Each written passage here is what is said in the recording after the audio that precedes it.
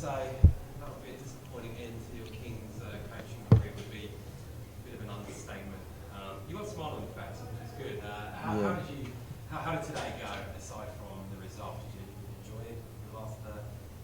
Oh, it's hard to enjoy that. You know, I'm a competitor.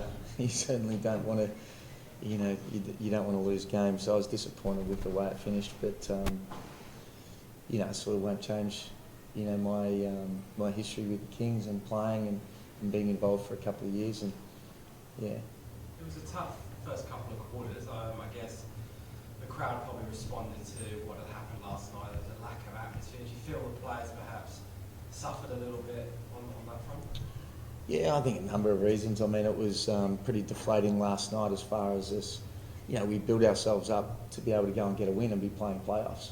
So I think to then back it up and, fatigue and a mindset of really not being aggressive and not, we just didn't ever get into the groove. And they started to get a run on. They were a little bit fresher and ran over the top of us. So, it was really disappointing in the way to finish, but that's life. Do you think that was the main reason why you found it hard to stop the tide when Markovic and the Crocs caught fire, especially in the third quarter? Yeah, I mean, we've had trouble containing all year, and they continue to drive it at us and get some easy baskets and just way too many points in the second half. Holding them to 31 points in the first half was great.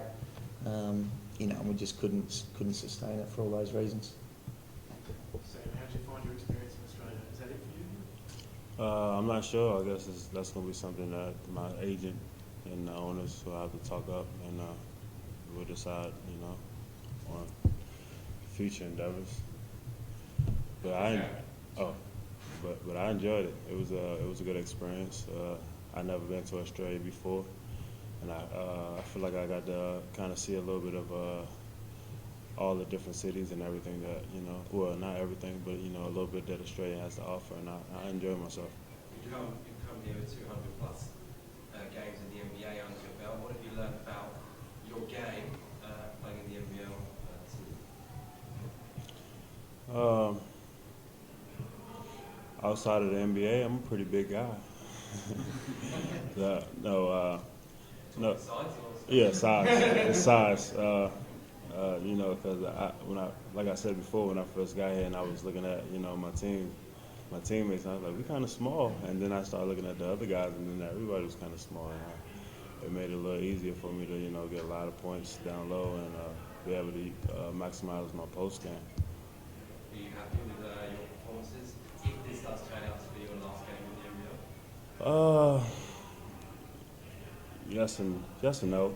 I feel like in some ways I provided Australia a good demonstration of what I can give, and I had some great games and I had some tough games, but I feel like overall I played pretty decent, but I would have liked to give this city and this team more success coming up to going into the end of the season. Did you sense what Shane has talked about a lot about the sort of difficulty in getting cohesion and continuity amongst the players? Say it again. I'm sorry. Did you sense? I'm not wondering what it looked like from your angle, the lack of sort of cohesion that the team had, and continuity that Shane has often talked about among the playing group. Did you sense it was difficult for the team to get a roll on? Yeah. You mean for as far as the season or as far as tonight? Throughout the season. Throughout the season, yes. I mean, yeah, because I feel like I don't think most teams had the same kind of or faced the same type of struggles that we had. Like as far as I think it was like 5 or 6 games going into making a run for the end of the season playoffs. We had to change point guards, and then they had to adjust for me coming in. So like we had to make several adjustments and just that chemistry. Once you get that chemistry, and then you break the chemistry, then you regain it, and then you break it again. And sometimes it gets tricky and it get hard. And sometimes you put in positions where other teams are competitive, and with that chemistry, sometimes it can be hard to regain that momentum.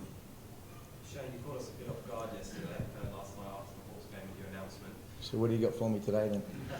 Well, Well, you've had time I've had the day to think stew about over it, have you?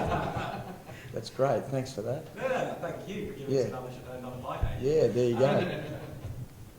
Well, you've obviously you've talked a lot about the role you've played in the transformation of the King. You feel like you've done a great job here. Obviously, the stats would suggest having a losing record on both seasons would suggest that otherwise. Are you leaving here with your head held high? Are you happy with the job that you've done with the Kings?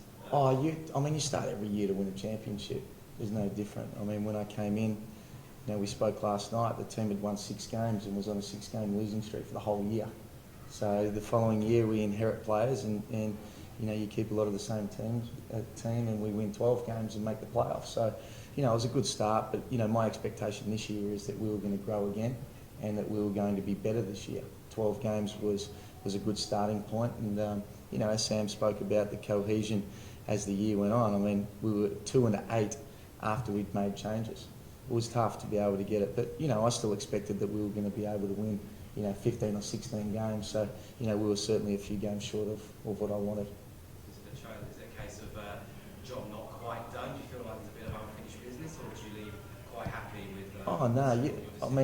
There's going to be one winner, and there's going to be 7 teams that are unhappy because they haven't won. They're all losers. So I'm one of those that, I'm a competitor. I want to win everything.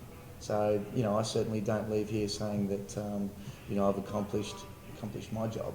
But I've got unfinished business as a coach, and I continue to want to develop and want to be able to win. I feel like we'll be able to do that in the future.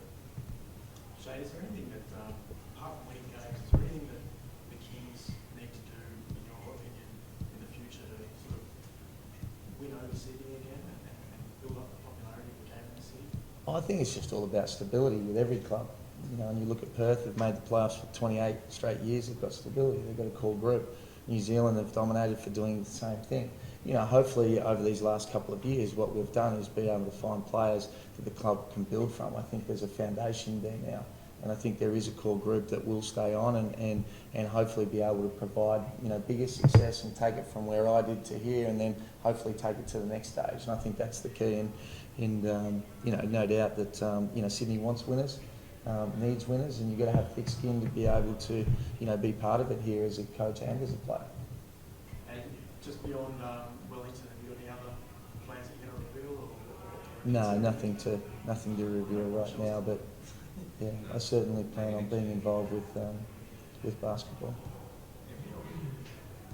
Yeah. So, Shane, who do you like for the finals? I think it's going to be hard to go past Perth. But, we've said it all year, any team's capable of being able to win. And if it was a Perth-Adelaide grand final, but Melbourne's played Perth well also. So, but I still think Perth will win it.